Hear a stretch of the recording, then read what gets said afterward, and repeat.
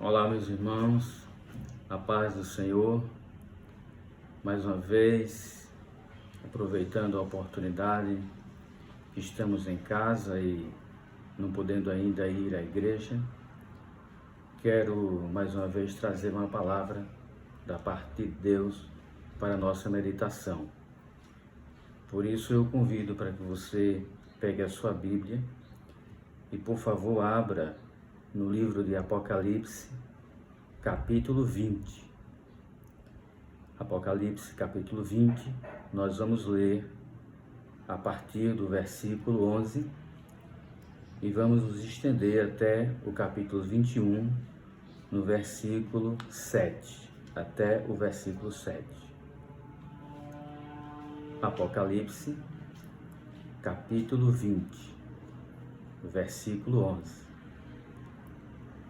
Assim está escrito: Vi um grande trono branco e aquele que nele se assenta, de cuja presença fugiram a terra e o céu, e não se achou lugar para eles.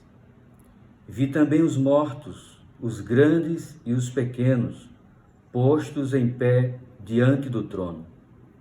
Então se abriram livros. Ainda outro livro, o livro da vida, foi aberto. E os mortos foram julgados segundo as suas obras, conforme o que se achava escrito nos livros. Deu o mar os mortos que nele estavam. A morte e o além entregaram os mortos que neles havia, e foram julgados um por um, segundo as suas obras. Então a morte e o inferno foram lançados para dentro do lago de fogo. Esta é a segunda morte, o lago de fogo. E se alguém não foi achado inscrito no livro da vida, esse foi lançado para dentro do lago de fogo. Vi novo céu e nova terra, pois o primeiro céu e a primeira terra passaram, e o mar já não existe. Vi também a cidade santa, a nova Jerusalém, que descia do céu da parte de Deus, ataviada como noiva adornada para o seu esposo. Então ouvi grande voz vinda do trono, dizendo: Eis o tabernáculo de Deus com os homens. Deus habitará com eles. Eles serão o povo de Deus, e Deus mesmo estará com eles. E lhes enxugará dos olhos toda lágrima, e a morte já não existirá. Já não haverá luto, nem pranto, nem dor, porque as primeiras coisas passaram. E aquele que está sentado no trono disse: Eis que faço novas todas as coisas. E acrescentou: Escreve, porque estas palavras são fiéis e verdadeiras. Disse-me ainda: Tudo está feito. Eu sou o Alfa e o Ômega, o princípio e o fim. Eu, a quem tem sede, darei de graça da fonte da água da vida. O vencedor herdará estas coisas, e eu lhe serei Deus, e ele me será filho. Até aqui. Vamos orar. Pai Celestial, louvamos o Teu nome pela leitura deste texto e pedimos que mais uma vez o Senhor venha ministrar aos nossos corações, que o Senhor ilumine os olhos do nosso entendimento para compreendermos a Tua palavra e que o Senhor aplique a nossa vida. Nós oramos em nome de Jesus. Amém. Muito bem, irmãos, eu quero meditar nesta noite no tema o julgamento dos ímpios e a herança dos filhos de Deus. Nós não devemos ter medo de ler o livro de Apocalipse, porque ele foi escrito não apenas como uma advertência, mas o livro de Apocalipse foi escrito para o consolo dos santos, para o consolo da igreja, de que Deus é o Senhor da história. Deus está no controle de todas as coisas e que Ele tem preparado para os seus filhos uma tão grande salvação desde os tempos eternos. Deus nos predestinou para a vida, nos elegeu e tem preparado um fim glorioso para os seus filhos. Todavia, a palavra de Deus também traz uma advertência a todos os homens, para que se voltem para conhecer a vontade de Deus e que é revelada nas Escrituras. Então aqui nós estamos diante deste texto que nos diz que haverá um fim, que haverá um julgamento. E que julgamento será esse? O julgamento dos ímpios, dos rebeldes, daqueles que ouviram a palavra de Deus, o chamado ao arrependimento e não responderam com fé. E será um julgamento justo, um julgamento que não tem como o maior advogado, por mais especialista que ele seja, não tem como ele fugir, não tem como ele se justificar, a não ser através do meio que a Bíblia nos apresenta. Então, o texto que li a partir do versículo 11 diz assim: vi um grande trono branco e aquele que nele se assenta, cuja presença fugiram a terra e o céu, e não se achou lugar para eles. Vi também os mortos, os grandes e os pequenos, postos em pé diante do trono. Esse termo, trono branco, ele diz respeito à santidade de Deus. É Deus o reto juiz, na pessoa do Senhor Jesus Cristo. E o que nós observamos neste versículo 12 é que no julgamento de Deus acabam-se as diferenças. Estarão diante do seu trono os grandes e os pequenos. Então, não será levado em consideração o que o homem galgou aqui nessa terra, a posição que ele ocupou, se levou uma vida simples, ou se foi uma pessoa humilde, ou se teve grandes propriedades. Os seus feitos aqui na terra não são levados em conta. Será um julgamento reto e igual para todos. Então se abriram livros, e ainda outro livro, o livro da vida, foi aberto. Isso nos faz entender que todos os atos que os homens praticarem durante a sua vida estão todos registrados diante de Deus no seu livro, e que existe um livro da vida onde o nome dos salvos estão lá arrolados. E Jesus falou disso quando os discípulos estavam voltando da missão que receberam de pregar o Evangelho, e admirados que estavam, porque até os demônios se sujeitavam a eles pelo nome de Jesus.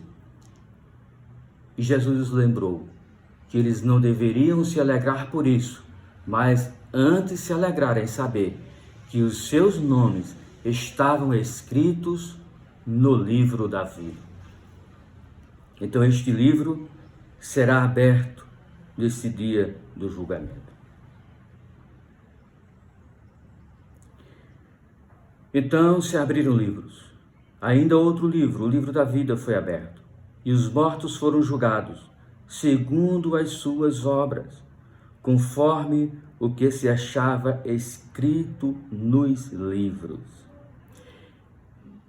Então, amigos e irmãos, por melhores que sejam as obras praticadas aqui na terra, se elas forem desassociadas de uma vida com Cristo, de uma aliança com o Senhor Jesus Cristo, de uma fé que aceita o Senhor Jesus como o presente que Deus enviou, como o Senhor e Salvador, como o único que tem poder de dar vida, de perdoar pecados, as melhores obras, elas não têm valor para a salvação diante de Deus.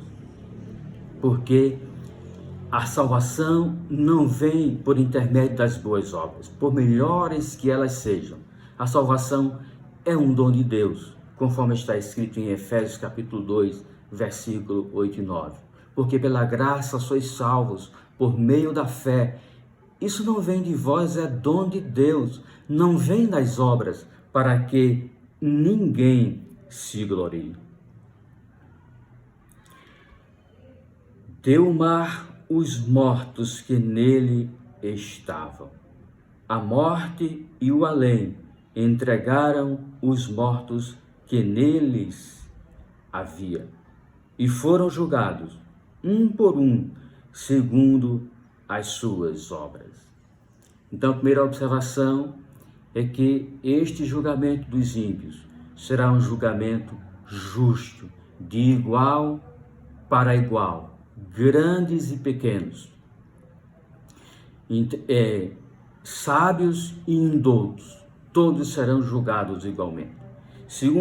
Segunda característica desse julgamento, será um julgamento individual, e foram julgados um por um, segundo as suas obras. E não vai importar de que morte a pessoa tenha partido dessa vida para outra. Não vai importar se foi acidente, se foi por incêndio, afogamento, onde este corpo foi lançado. Se no mar, na terra, onde for, Deus ordenará e a natureza trará este corpo de volta. Esta é a ressurreição a qual o Senhor Jesus falou em João capítulo 5, versículo 29, que uns ressuscitarão para a vida e outros ressuscitarão para o julgamento, para a morte. Então a morte e o inferno foram lançados para dentro do lago de fogo. Esta é a segunda morte, o lago de fogo. Nós sabemos que a morte foi vencida por Jesus na cruz. Sabemos que ao terceiro dia, Jesus ressuscitou dentre os mortos. Ele venceu a morte. Mas nós ainda morremos. Os homens ainda morrem como consequência do pecado que entrou no mundo, o pecado de Adão. Mas haverá um dia em que a morte não mais existirá, porque ela será definitivamente aniquilada. Conforme está escrito, a morte e o inferno foram lançados para dentro do lago de fogo. Esta é a segunda morte, o lago de fogo. Então nós aprendemos, nós somos mortais, um dia veremos de passar pela morte, mas o pior de tudo é enfrentar a segunda morte, que é esta, ser lançado no lago de fogo. E esse fogo nunca se apagará. O verso 15 diz: e se alguém não foi achado inscrito no livro da vida, esse foi lançado para dentro do lago de fogo. Então, eu não tenho a menor dúvida de que a maior bênção que alguém pode receber nessa vida é ter o seu nome escrito no livro da vida, porque não provará desta segunda morte terrível. No capítulo 21, João, o apóstolo que recebeu a revelação do que ele escreveu aqui no livro de Apocalipse, passa a relatar características da Nova Jerusalém e da bênção que os filhos de Deus receberão, a herança dos filhos de Deus. Então assim está escrito: vi novo céu e nova terra, pois o primeiro céu e a primeira terra passaram, e o mar já não existe. Vi também a cidade santa, a nova Jerusalém, que descia do céu da parte de Deus, ataviada como noiva adornada para o seu esposo. Então, essa terra, este céu que hoje conhecemos, vai deixar de existir. Nós sabemos que o mundo foi submerso pelas águas do dilúvio, mas depois do dilúvio, Deus fez uma aliança com Noé e prometeu que não acabaria mais a raça humana com águas do dilúvio, mas o fim que está por vir será uma transformação. Este céu e esta terra passarão, serão queimados. O apóstolo Pedro fala sobre isso, que tudo será queimado para que venham novos céus e nova terra, porque toda a criação, toda a terra, ela foi contaminada pelo pecado. Então, esta nova cidade, a cidade santa, a nova Jerusalém, que descia do céu da parte de Deus, ataviada como noiva adornada para o seu esposo. É a figura do casamento, da grande celebração, da grande festa, do encontro da noiva, a igreja do Senhor, com o seu noivo, o Senhor Jesus Cristo. O desfrutar desta bênção maravilhosa que o Senhor Jesus conquistou para nós, os seus filhos. Então, verso 3, ouvi grande voz vinda do trono, dizendo: eis o tabernáculo de Deus com os homens. Deus habitará com eles. Eles serão povos de Deus, e Deus mesmo estará com eles. Que promessa maravilhosa!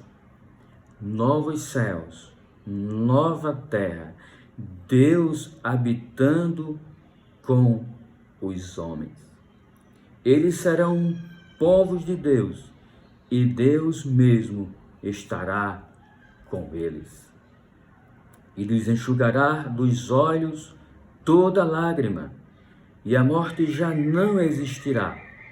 Já não haverá luto, nem pranto, nem dor, porque as primeiras coisas passaram. Então, amados irmãos e amigos, o Senhor Jesus nos informou, nos advertiu que neste mundo nós haveríamos de passar por aflições. No mundo tereis aflições, mas tende bom ânimo. Eu venci o mundo.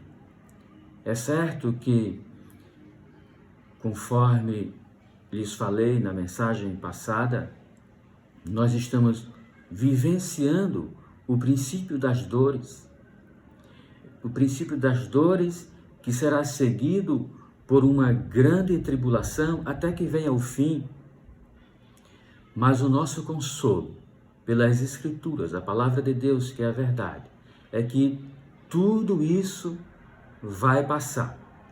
E as lutas que agora estamos enfrentando, vendo pelos noticiários, as pessoas passando, vendo os seus entes queridos morrendo, e com choro, com luto, com lágrimas, com dor, tudo isso vai passar, porque aquilo que está preparado para os filhos de Deus é um lugar maravilhoso, onde habita paz e justiça, onde estaremos para sempre na presença do Senhor. E lá não existirá mais a morte, nem dor, nem choro, nem pranto, porque todos os filhos de Deus serão consolados de todas as lutas que por aqui tiveram que atravessar. O verso 5 diz: E aquele que está assentado no trono disse: Eis que faço novas todas as coisas. E acrescentou: Escreve, porque estas palavras são fiéis e verdadeiras. Disse-me ainda: Tudo está feito. Eu sou o Alfa e o Ômega, o princípio e o fim. Então, irmãos, o Senhor Jesus, que é Deus, foi Ele que criou todas as coisas, conforme este mesmo apóstolo escreveu no seu Evangelho. No princípio era o Verbo, e o Verbo era Deus, e o Verbo estava com Deus. Todas as coisas foram feitas por Ele, e sem Ele nada do que foi feito se fez. Ele estava no princípio com Deus. Ele é o Alfa, e Ele mesmo que fechará a história, dando a vitória final ao seu povo e cumprindo toda a sua vontade. Ele é o Alfa e o Ômega, o princípio e o fim, as duas letras, a primeira e a última do alfabeto grego. Eu, a quem tem sede, darei de graça da fonte da água da vida. O vencedor herdará estas coisas, e eu lhe serei Deus, e ele me será filho. Que promessa maravilhosa! Então, diante desse texto, diante desta realidade de que haverá um fim, haverá um julgamento, e todos os homens, queiram ou não, haverão de enfrentar este julgamento. O que fazer?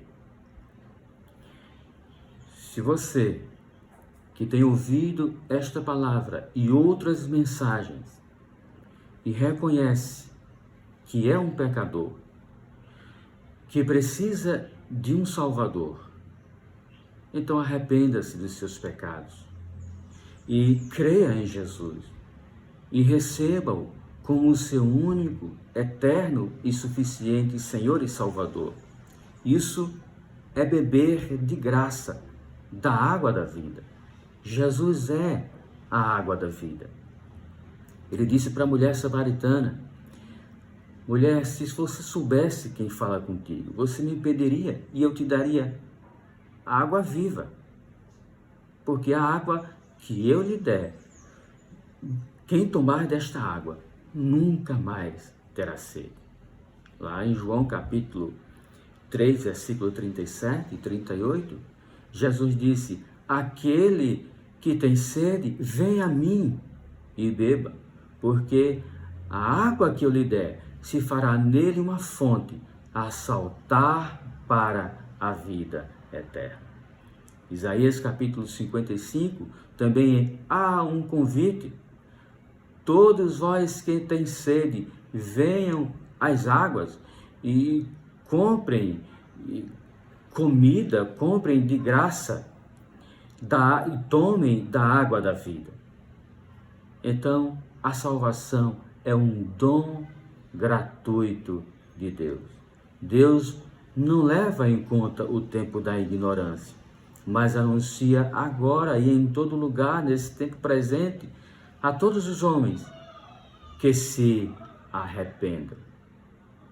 Então, você não precisa ficar com medo nem se desesperar, porque a porta da graça, ela ainda está aberta. E Jesus disse: eu sou a porta. Quem entrar por mim, salvar-se-á. Entrará e sairá e achará pastagens. Há liberdade em Cristo Jesus. Há salvação em Cristo Jesus. Louvado seja Deus. Se você já tem uma aliança com o Senhor Jesus Cristo, já concluindo, diante dessas verdades, diante desta realidade, desfrute da graça que há em Cristo Jesus, o nosso Senhor. Descanse nele e santifique cada vez mais a sua vida, porque este dia glorioso, quando nós iremos desfrutar das bênçãos de Deus que Ele tem preparado para nós, os seus filhos, nesta nova cidade, a Nova Jerusalém, está muito próximo. Que Deus em Cristo abençoe a sua vida, abençoe a sua igreja, que Deus abençoe a nação brasileira, em nome de Jesus. Amém.